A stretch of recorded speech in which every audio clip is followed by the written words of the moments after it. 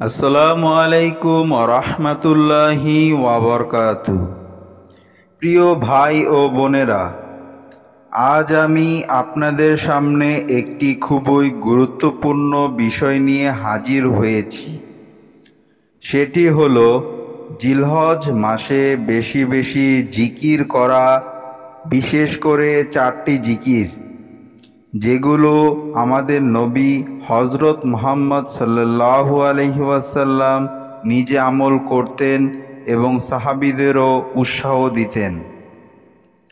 আলহামদুলিল্লাহ, সকল প্রশংসা সেই আল্লাহর, যিনি আমাদের ইমানের সৌন্দর্য দান করেছেন, যিনি আমাদেরকে পবিত্র জিলহজ মাসের মতো বরকতপূর্ণ সময় দান করেছেন। কি সেই 4টি জিকির, কি তার ফজিলত, কি লাভ হবে আমাদের, চলুন একে একে আলোচনা করি। জিলহজ মাস আমলের সুবর্ণ সুযোগ। প্রিয় ভাইয়েরা, রাসূলুল্লাহ সাল্লাল্লাহু আলাইহি ওয়াসাল্লাম বলেন, আল্লাহর কাছে সবচেয়ে প্রিয় দিনগুলোর মধ্যে অন্যতম হল জিলহজের প্রথম 10 দিন। এই সময়ে নেক আমলগুলো আল্লাহর কাছে সবচেয়ে বেশি প্রিয়।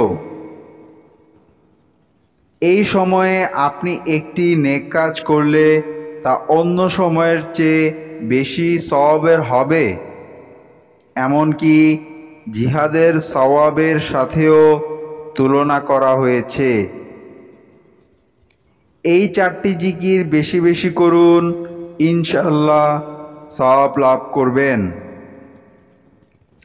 1, সুবহানাল্লাহ, সুবহানাল্লাহ, সুবহানাল্লাহ। যে ব্যক্তি সুবহানাল্লাহ বলে, তার জন্য জান্নাতে একটি খেজুর গাছ রোপণ করা হয়। 2, আলহামদুলিল্লাহ, আলহামদুলিল্লাহ, আলহামদুলিল্লাহ। আল্লাহ নিজেই বলেন, যদি তোমরা শুকর করো আমি তোমাদের আরও দেব। 3, লা ইলাহা ইল্লাল্লাহ। এই কালিমা ঈমানের মূল ভিত্তি। যে এই কথাটি মন থেকে বিশ্বাস করে সে জান্নাতে যাবে ইনশাআল্লাহ।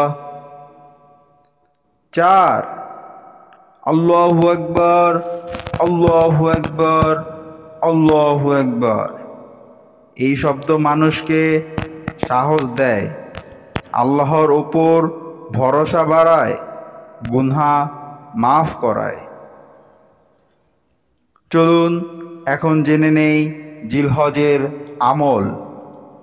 জিলহজের আমল শুধু কুরবানি নয়, ইবাদতের উৎসব।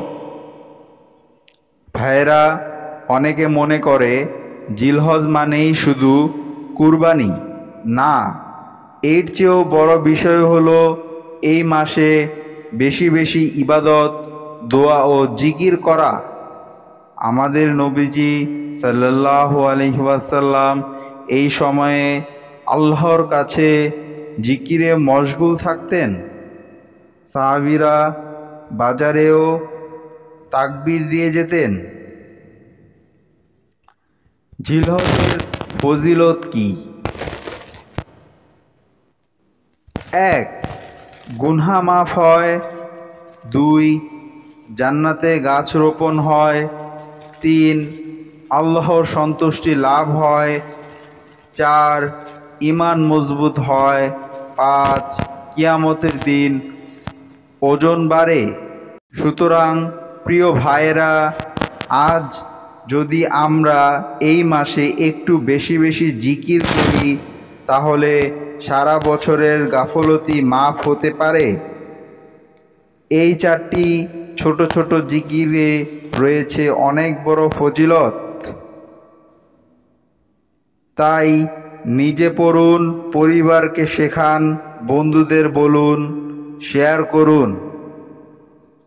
জিকিরগুলো আবারও বলছি, সুবহানাল্লাহ, আলহামদুলিল্লাহ, লা ইলাহা ইল্লাল্লাহ, আল্লাহু আকবার। এই শব্দগুলো যেন আপনার জিভে লেগেই থাকে। আসুন আমরা জিকিরে মুখর করে তুলি আমাদের জীবন, ঘর, সমাজ ও কবর। আল্লাহ যেন আমাদের সবাইকে আমল করার তৌফিক দেন। আল্লাহ আমাদের কবুল করুন, আমিন।